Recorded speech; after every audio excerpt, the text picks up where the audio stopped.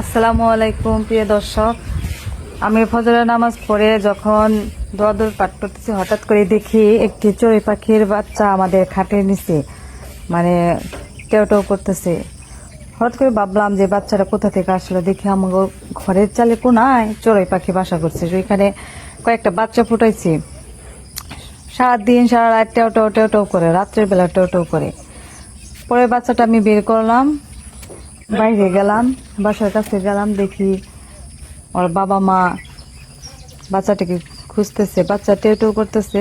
বাবা মা পাগল হয়ে গেছে, বাচ্চা নাই বাসায়। পরে বাচ্চাটিকে আমি আমার হাতের উপর নিয়ে আসলাম, নিয়ে আসার পরে দেখি ওর বাবা মা ছোটাছুটি করতেছে বাচ্চাটির জন্য। পরে আমি বাইরে নিয়ে কতক্ষণ আমার হাতের উপর রাখলাম, রাখার পর দেখি ওর বাবা মা বাচ্চাটিকে দেখছে, দেখার পরে সমানে সৌ দিতেছে নেওয়ার জন্য, বাসায় নিয়ে যাবে।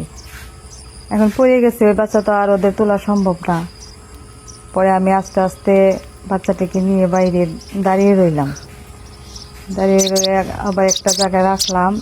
সেখানে বাবা মা দূর হয়ে বাচ্চাটির কাছে গেল। বাচ্চাটি দেখে, বাচ্চাটিও বাবা মাকে দেখে মানে অনেক খুশি হয়েছে, হাতে থেকে সমানে লাভ দেয় নেমে যেতেছে। দেখেন, পৃথিবীতে আসলে মা বাবার চেয়ে আপন বলতে আসলে কেউ হয় না। পৃথিবীতে আপন বলতে বাপ আর মা। মানুষ কথায় বলে হাত আর পাও, বাপ আর মা।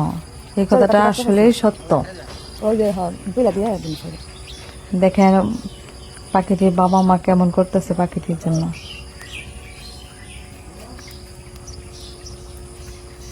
সব ঘরে চলেই চড়ুই পাখি বাসা বাঁধে না, কিন্তু আমাদের ঘরে বাড়ি করার পর থেকেই চড়ুই পাখি বাসা বাঁধছে। আমি তাদেরকে মাঝে মাঝে খাবার দিই, ভাত টাত খাওয়া নইলে একটু করে ভাত ছিটিয়ে দিই। আর এই পাখি না, শালিক পাখিটাও আমাদের কাছে বাসা করছে। সারাদিনই ঘরের ভেতরে আস্তে আস্তে উঠোনের ভিতরে সারাদিনই দৌড়দৌড়ি করতে। সকাল হলে ঘরে দরজায় আসে শালিক পাখিগুলা খাওয়া মানে খাওয়ার জন্য। ভালোই লাগে বাচ্চাগুলো, পাখিগুলো আমাদের বাড়িতে আসে, ভালো লাগে। আমার ভিডিওটি ভালো লাগলে অবশ্যই সাবস্ক্রাইব করে দেবেন, সুন্দর কমেন্ট করবেন। আসসালামু আলাইকুম।